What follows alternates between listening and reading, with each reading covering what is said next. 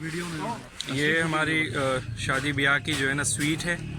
और ये पूरे जो लोग आएंगे वलीमे पे, ये उनके लिए स्पेशल वेडिंग डिश होगी, साइड स्वीट होगी।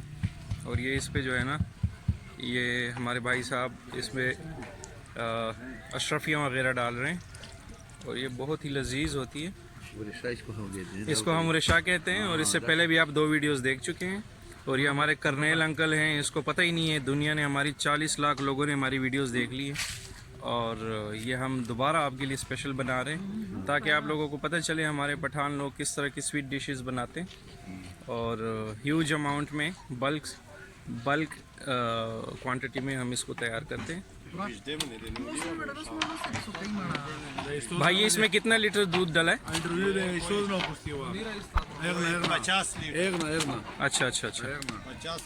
उसकी नजदे खुश लीटर। इसमें 50 लीटर दूध है। इसमें कितनी चीनी डली है? ये 18 किलो। 18 किलो चीनी आई है इसमें। 5 किलो खोया।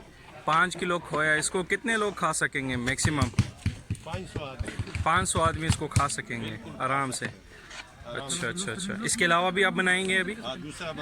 दूसरा बनाएंगे आप? ठीक है, वेरी गुड, ज़बरदस्त, सुपर।